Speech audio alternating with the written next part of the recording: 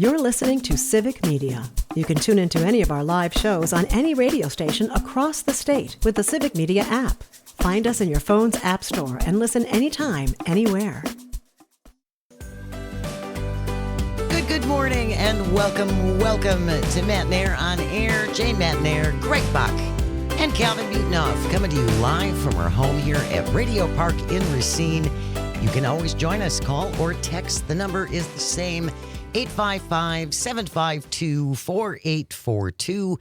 You can also leave a comment if you're watching on the live stream on Facebook, YouTube, and what used to be Twitter. Coming up on the show, government shutdown continues. I believe it is day 20. Day who knows. And Brian Stile and Gwen Moore were on WISN's Upfront over the weekend. We will talk about their appearance and their differing opinions on the government shutdown. Yeah. In hour number 2, right after the top of the hour news at 10:06, we're going to talk about George Santos. Yeah. And his commutation. George Santos convicted of wire fraud, a couple other things. First of all, it's day 20 of the shutdown. It's day 20. And what was George Santos? Oh, right there. They fill it out for me. 87 months for wire fraud and aggravated identity theft. I need someone to explain to me the difference between aggravated identity theft and just plain flavored identity theft. I'm not quite sure what the enhancement But he's a criminal. Yeah, he is a criminal, but it's all good. Why? It's all good because President Trump commuted his sentence over the weekend. I know, thank goodness. We'll talk about that after the 10 o'clock news. And then Kristi Noem.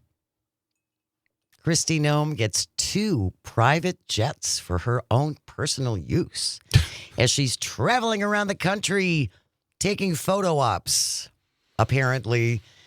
We have no money, of course. We have no money for SNAP. We have no money for, Meals on Wheels and anything, American health care, anything like that. But we got money for this. We have money for this. And we had $40 billion for Argentina. But as the president says, we just don't get it.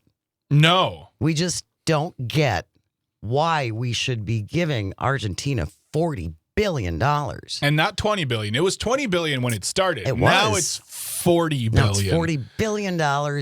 We'll kick that around in hour number 2. For the last half an hour of the show, as we always do, we try and lighten it up with a segment we call Audio Sorbet, where we take a breath.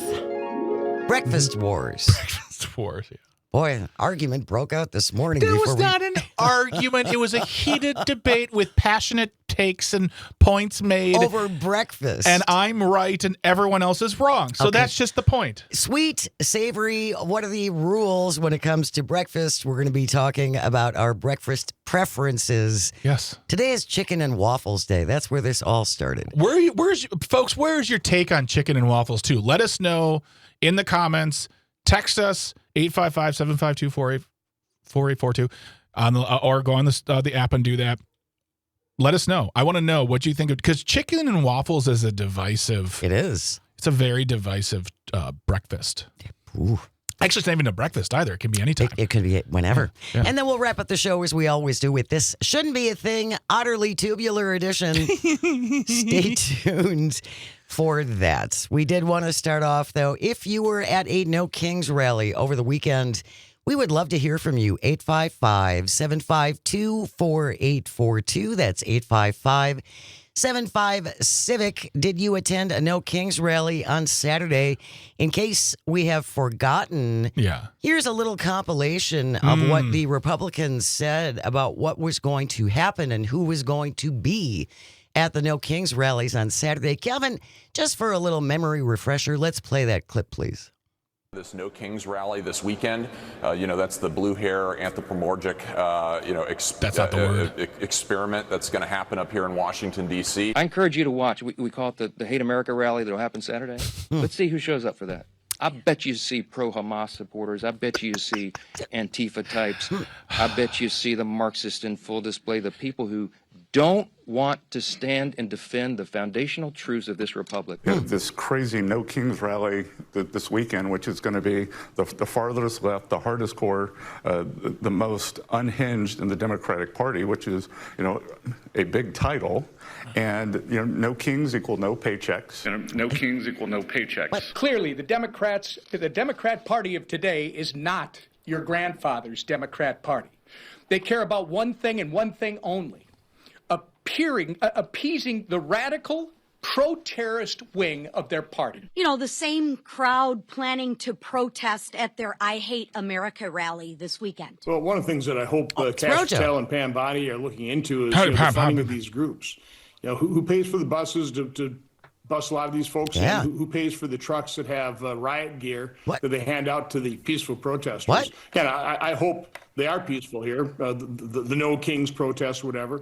But again, it's absurd. They hand out riot gear to protesters? There's so much about this. Well, yeah, the frog suits and the thing, and we're getting a report here of someone who was at the No Kings protest wearing a unicorn hoodie. Yeah. That sounds like riot gear to me, Jane. Can you explain to me why and who may this person have been?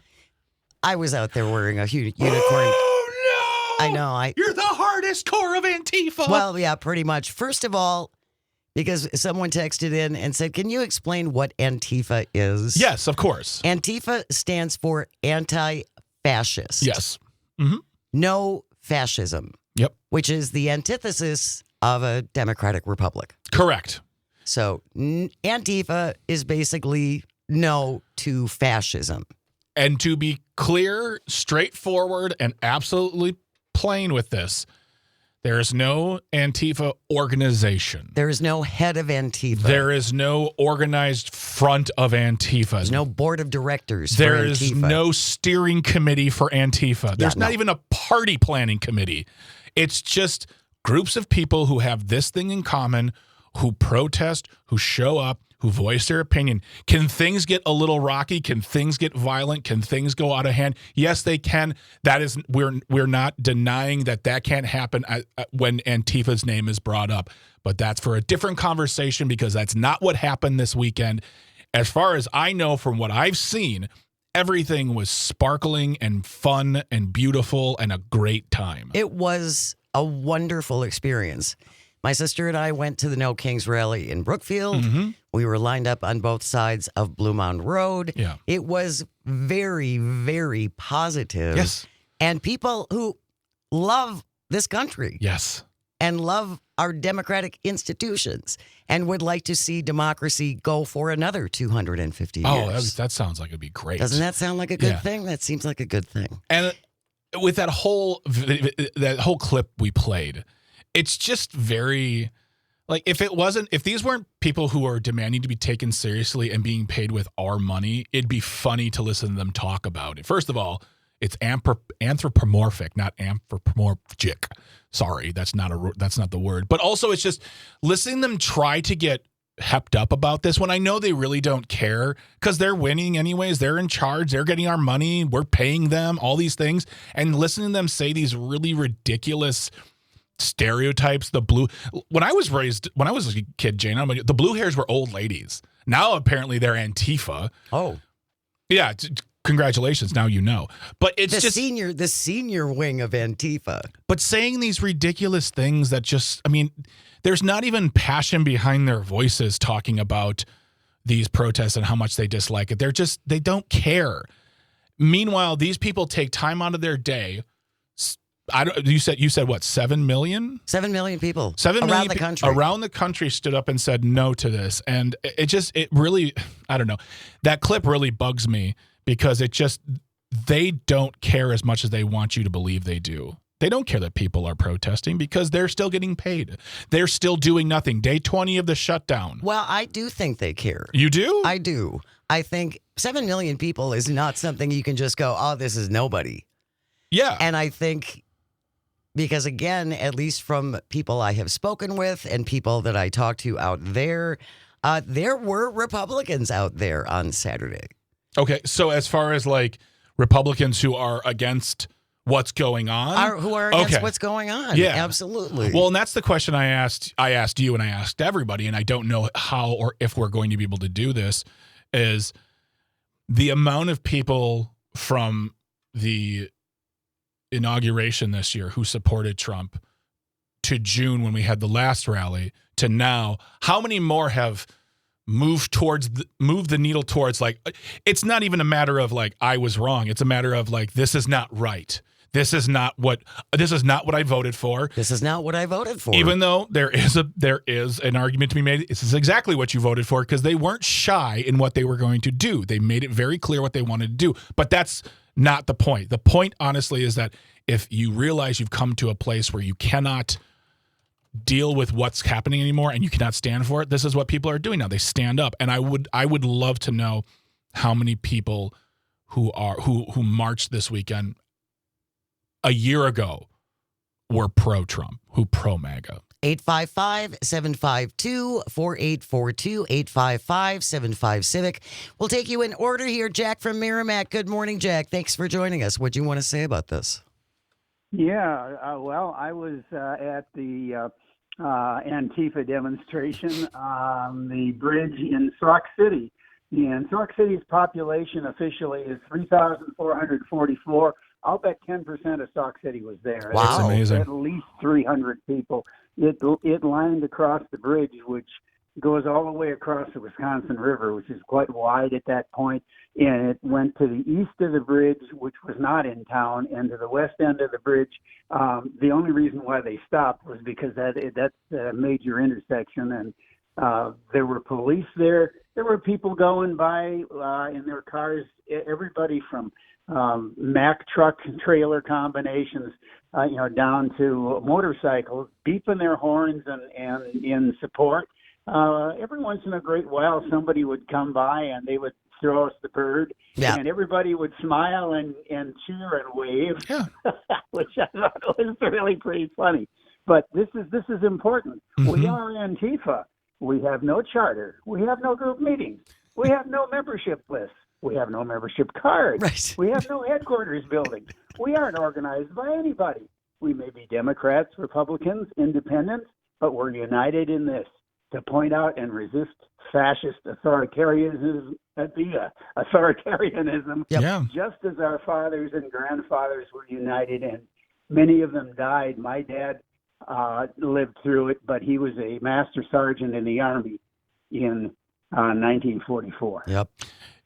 Thank you very Thanks much. so much, Jack. And I'm glad you brought that up. That's the thing too, is that Antifa doesn't mean liberal or conservative. It doesn't mean any of that. It means people who want to fight fascists. And our fathers and grandfathers and grandmothers and mothers fought against a particularly bad person back about 80 years ago. And it just blows my mind to think, what would they be thinking looking at some of these individuals now who are saying, yeah, you know what I really like? I like this idea is Trump is a king doing what he wants and really just, I don't know, just having his way with our money and our country and our people. I really wonder what they would have stood up for, or if they would have marched as well.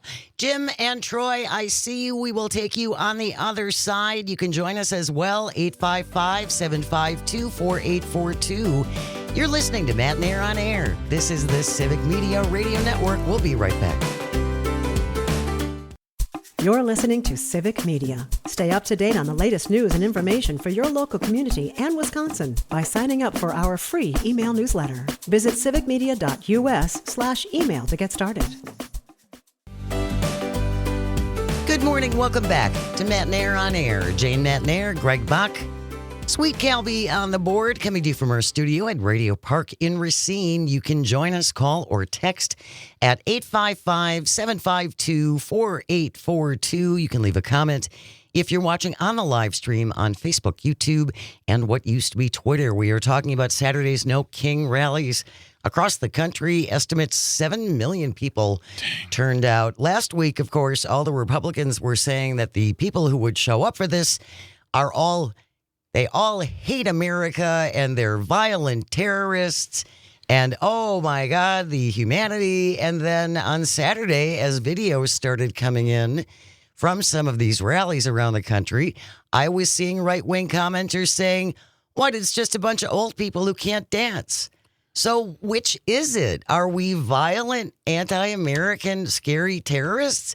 Or are we rhythmically challenged senior citizens? I'm confused. I think the ultimate takeaway of all of this is that no matter what it is, no matter who it is, whether it's blue hair anthropomorphics or blue haired ladies or scary people in riot gear, I think it's just you're scary. You're scary to them. You are, and I say you are because you went, Jane. I know. And others did. You are the example of the dissent that they fear. Well, they fear it so much. They want to believe so badly that either A, no one has a problem with it, or that anyone who does is going to keep quiet, because what else are you going to do? Well, they're going to stand up every time. And they have themselves to blame for the population of the rallies because you said it last week. Why were there so many people?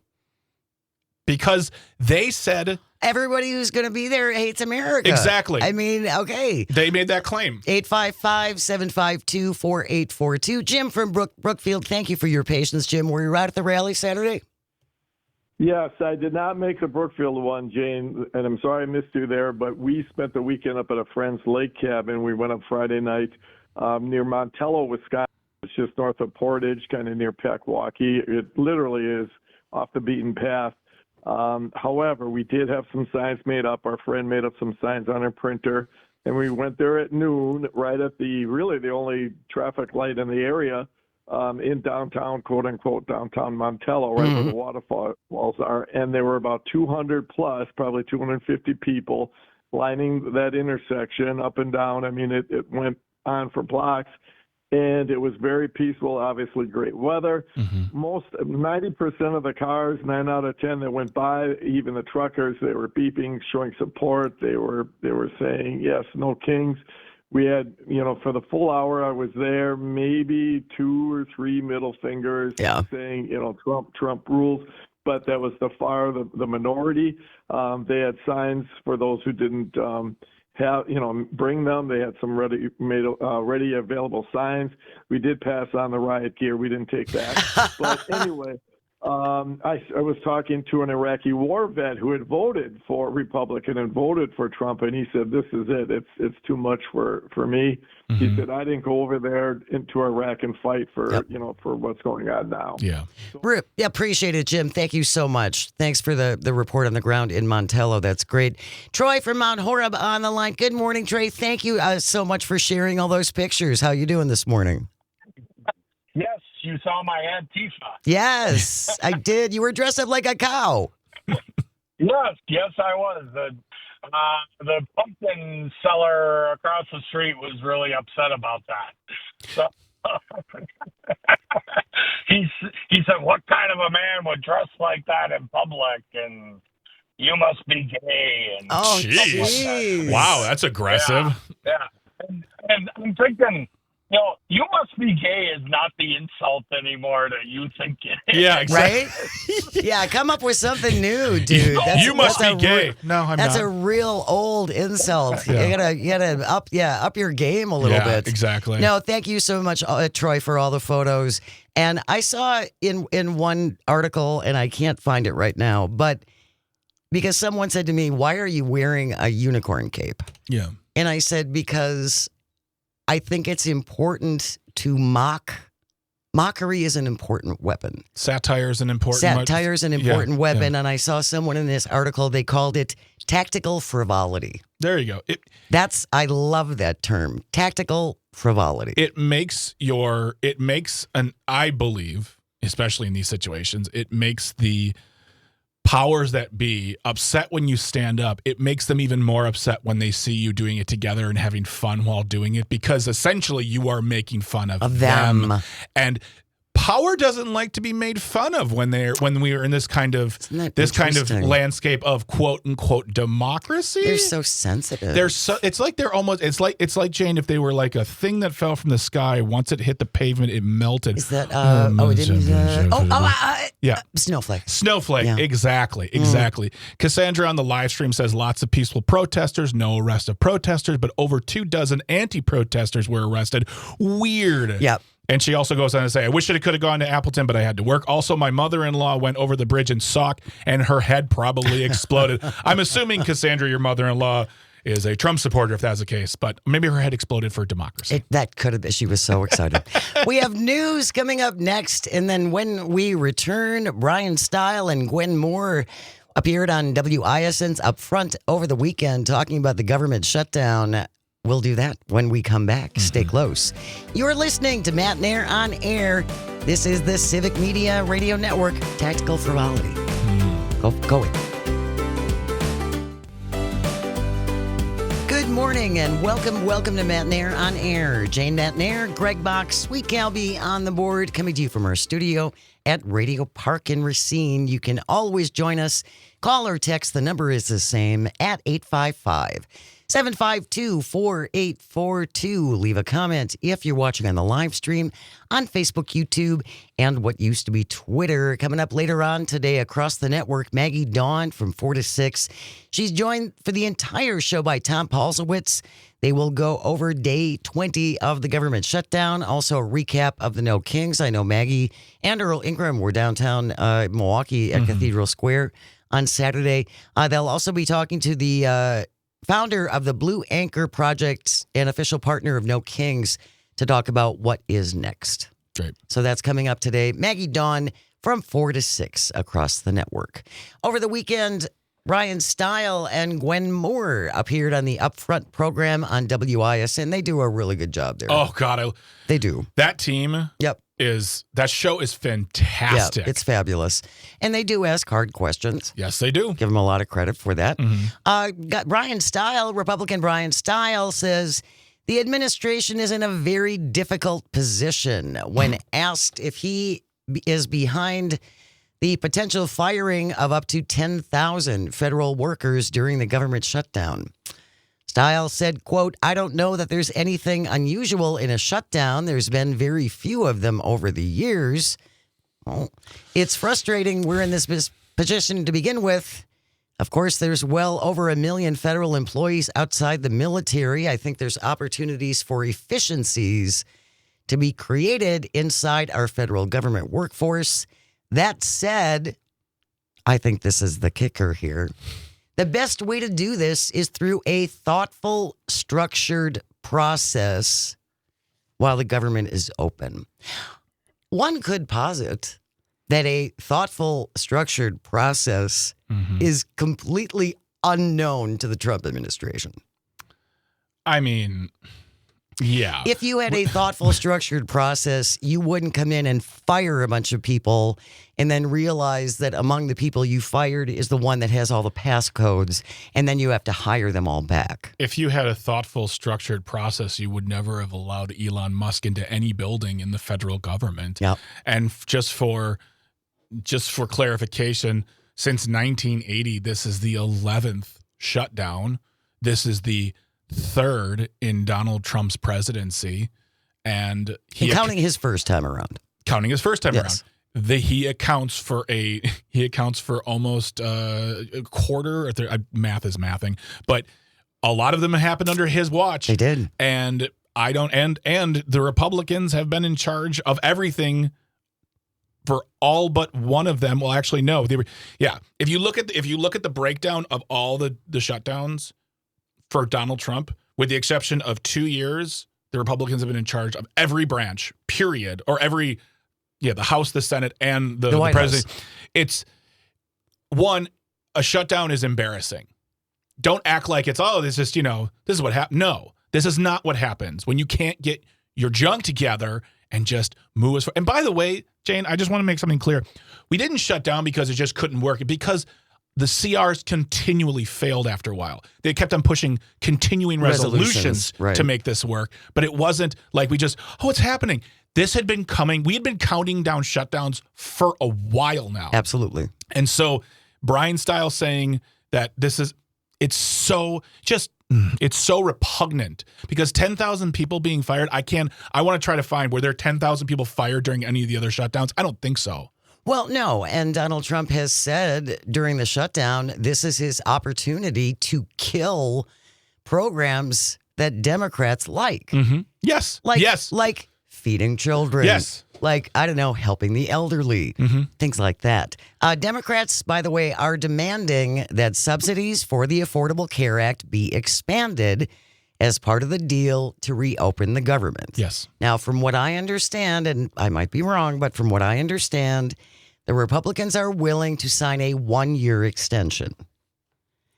The Democrats say that's not enough. No. Because in 1 year, we're going to be back where we are right now. Yes. And they're still going to be talking about cutting off and doubling or tripling people's monthlies. Oh, yeah. Yeah. Will Westmoreland, who was on the show last week, said his is going to go from, like, I think, a few $100s to like $1,800 a month. And that's what they want. They want to just keep holding on to those tax credits for those who are on the AC. They're not asking for a single payer. They're not asking for the world. They're asking for this one thing. And you listen to Mike Johnson, he makes it sound like it's the biggest inconvenience because they're asking now when they should be asking in December. No, this is something, if we're talking about December, it's going to be too late because by the time they get back into the office in the new year, people's premiums will go up. Right. So take care of it now. But he's using this as Democrats just can't get on board. Well, and I also think that why on earth would the Democrats make a deal and assume that the Republicans will be good for it? Yeah. When you go back to the immigration deal, that was a bipartisan that had been hammered out over many, many months. A bipartisan immigration reform bill was agreed upon and passed until Donald Trump came in and said, no, I want you to kill it so I can run on it. And they did. Yeah. Yes. Just important reminders. Oh, absolutely. Just little important reminders. And just look at the way he treats universities. Look at the way he treats news stations or network stations. Look at the way he treats anybody he bullies, gets his way, and then he wants more. This is not about a compromise. This is about giving the bully your lunch money, and then he's going to bully you tomorrow for more. They don't back down. And there's no trusting this movement. There's no trusting these people. They don't care about us. They care about, once again, the two most important things to talk about in all of this is, one, the fact that we are going to be giving billionaires more of our money. We are going to get our taxes raised over time. We'll get a cut for a little bit. That'll be nice, but and that'll be temporary. It'll be temporary because that's what it was the last time. That's right. But billionaires will get more of our money, and those will be permanent. And cuts. those will be permanent. That's what this should be. Is always this discussion. It's about the big, beautiful, disgusting bill for billionaires that enshrined that they would make more of our money back than we would. And also on the other side, the Epstein files. They want to deter all attention from those two things. Because next year in 2026, they're going to have to run on the fact that the government is going to be screwing people over in 2027 because that's when some of these huge Medicare, Medicaid cuts take place. So they're hoping we just get through it and nobody notices. And when we do, they're going to blame the Democrats anyways. Well, exactly. Brian Stile said over the weekend on WISN Up Front, we know that those enhanced subsidies in the ACA that go to insurance companies are rife with waste, fraud, and abuse. At a minimum, there needs to be significant changes to that program to root out waste, fraud, and abuse. We're still talking about this? This is Brian Stile. Where is your plan to replace the Affordable Care Act, otherwise known, by the way, as Obamacare? Yeah. Because they're the same thing. They have no plan. They had a plan in 2016. 10 years ago, it was coming out in 2 weeks. Yeah. We have a great replacement plan. It's going to be better than anything. Everything will be, you get free facelifts for everybody. They don't have a plan. No. Then when Donald Trump was running, he said he had concepts of a plan. Most recently, I believe it was last week, Speaker of the House Mike Johnson said they have pages and pages and pages of ideas. I have pages and pages of jokes I've never done on stage. That's not the same thing as having an hour headlining set. This is ridiculous. This is, first of all, if there's waste, fraud, and abuse we need to talk about, then Doge failed. if Brian Stiles saying this, then Doge failed because Doge's job was to come in and find all the waste, fraud, and abuse. Exactly. Well, instead, they cost us hundreds of billions of dollars. They fired people they had to rehire back. We've been talking about that for months. So if Brian Stiles says there's waste, fraud, and abuse, then Doge must have just absolutely bit it, whiffed this one hard, because where are all the firings? Where are all the people on trial for fraud? Because last time I checked, and I'm going to check my... fraud's a crime. It is a crime. So, well, under this administration, maybe not so much. You can fraud it up and then get commuted and pardoned. That's how, that's easy. So, Democratic Representative Gwen Moore was also on upfront on WISN over the weekend. She scoffed at Republicans' proposal to pass a clean funding resolution, followed by a vote on Affordable Care Act subsidies. Quote, "Oh, excuse me, I had to take a sip of water to keep from choking on their word." Representative Johnson has already said he is going to do another rescissions package. They have cut money for health care funding, research, NIH funding, Sesame Street public broadcasting. Yep. They've destroyed the State Department. They promised that it's just as soon as we pass this continuing resolution, they're going to put through another rescissions package. And so this is, what do you call it? A 3-card Monte game with their word. We need to get it on paper, unquote. Mm-hmm. Yeah. Why would you trust them? Yeah. I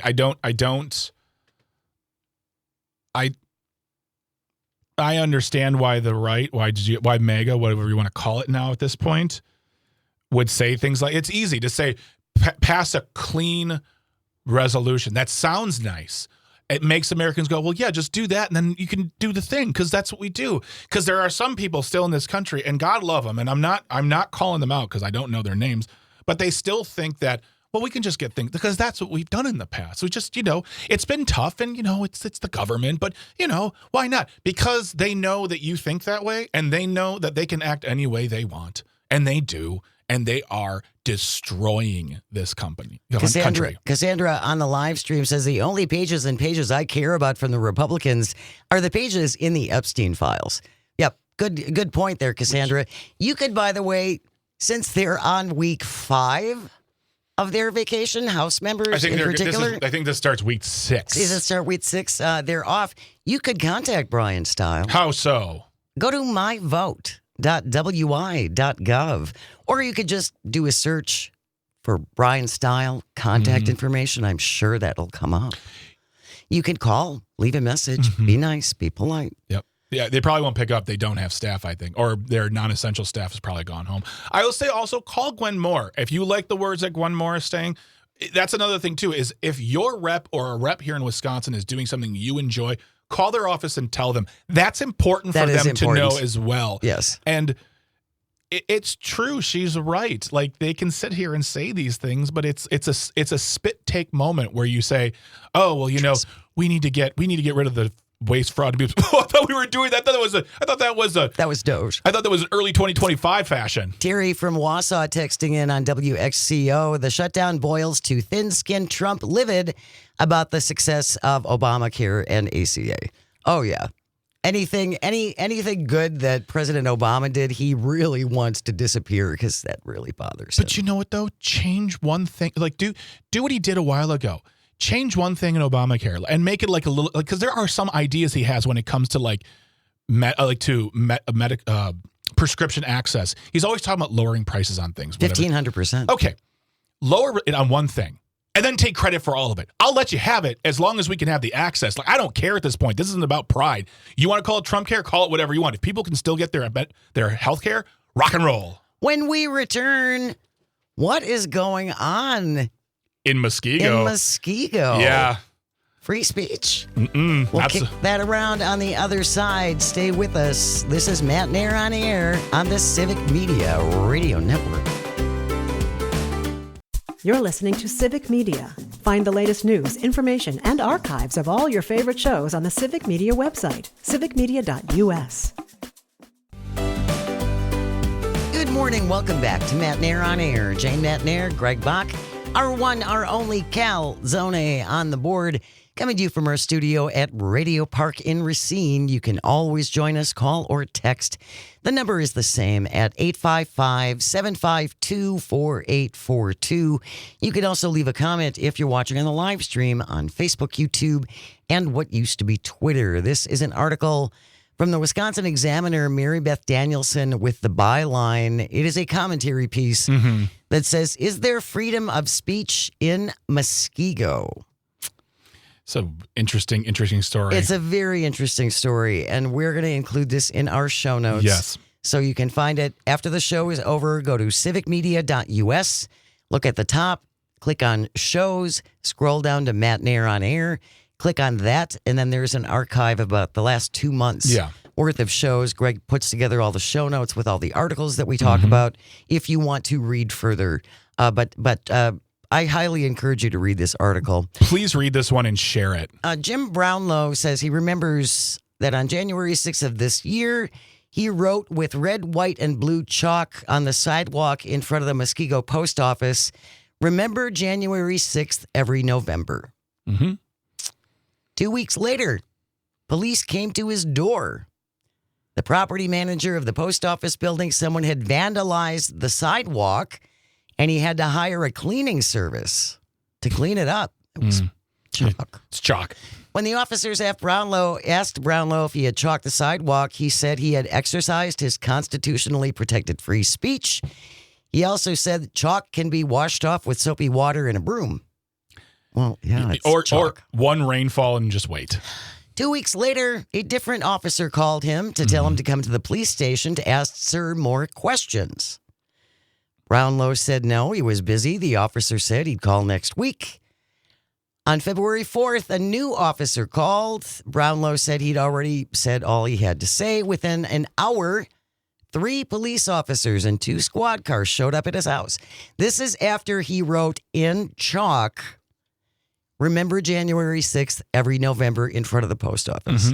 That's what he wrote. That's it. Nothing, no cuss words. No swearing. Didn't paint no it. threats. Didn't use a non-removable spray paint. This was children's sidewalk chalk. Three officers and 2 squads show up at his house. Brownlow and his wife invited them in. It was cold. One of the officers said he was charged with criminal damage to property under $1,000 and was now under arrest and had to go to the station. Brownlow said he wouldn't do that without his attorney. He also said he wouldn't resist because he's 76 and doesn't want to break anything. Officers emptied his pockets, patted him down, cuffed him, took him out the front door, drove him to the police station, cuffed to a bench. They handed him a summons to appear in court March 12th. At that time, Brownlow said he wouldn't pay guilty and pay a $900 fine, so he was given a trial date in August. 6 months later, before he could submit a motion to dismiss, this Muskego prosecutor told the judge the criminal damage charge had been dropped because it couldn't be proven in court. Well, Jane, it's over, right? No. Oh. Immediately, before Brownlow could figure out what was happening, they turned around and charged him with disorderly conduct. Same moment, same courtroom, same incident, same judge and prosecutor. He has a new court date now of November 7th. And Jim Brownlow, you're going to read in this article, he's not an Antifa. Oh, no. He's not a recluse. He is a man who retired in his career as a middle school librarian. And we don't have time to go over that, but the charges and the accusations people make against him for what he did, which once again was writing words in chalk on a sidewalk in front of a post office, all protected under the First Amendment, we thought. He has perfect responses to all of this. I really, really encourage you to go. In fact, you know what I'm going to do, Jane? I'm post this in the socials too. Great. Because we're talking about a lot of great things today, but I feel like that this article is a perfect example of people standing up for themselves and powers that be becoming scared and overreact. I mean, this is time and money and energy. This is not just some like, oh, we're going to slap the cuffs on you. Take it. Like, he's in court. He's talking to lawyers. This is a waste. This is waste and abuse. Absolutely. Absolutely. So, yeah. Again, what was the horrific thing he wrote? Mm-hmm. He wrote in red, white, and blue chalk in front of the Muskego post office, remember January 6th every November. That's it. Tell me. Wow. Tell me the people who dislike us, because I know you're listening and watching. And by the way, as always, thank you for giving us your time. You don't have to do this. Tell us why this is such a chargeable offense, why this is so horrific, and why you don't believe this counts as freedom of speech. I need to know this, because to me, it's these little things that are happening. People are getting, and these are intimidation tactics. Without a doubt. And as you said, this is going to cost Mr. Brownlow money. Mm-hmm. And this is what they do. Yeah. This is how you go after people. You might not necessarily end up with them in jail, but you can bankrupt them. And also, from a municipality standpoint, it's also costing the taxpayers. Well, Cassandra says, I can't imagine how these cops feel. What a waste of their time. I know. I mean, you sent 3 officers there in 2 separate squad cars. Because he's a dangerous criminal? He's a 76-year-old man who made the comment that he didn't want to resist because he was afraid he'd break something. First of all, kudos for the joke. That was wonderful. But this is where we're at. This is where we're at. This is how it begins. And I need to know from people. Email it in. Jane says at Civic Media. Tell me why what's happening to this man right now is good, justified, and makes us better as a nation. PJ on the live stream says, this is one of those stories that shouldn't be a thing. You're absolutely right. News is coming up next, and then when we return, all the best commutations. You're listening to Matt and Air on Air. This is the Civic Media Radio Network. Stay close. The national news cycle never stops, but it can be hard to find news about your local community. Civic Media is dedicated to providing quality local and state news coverage across Wisconsin. With the Civic Media app, you can get notifications about local stories that matter to you and your community. Find the free Civic Media app in your phone's app store and choose notifications from the menu to tell us what kind of news you want to hear about.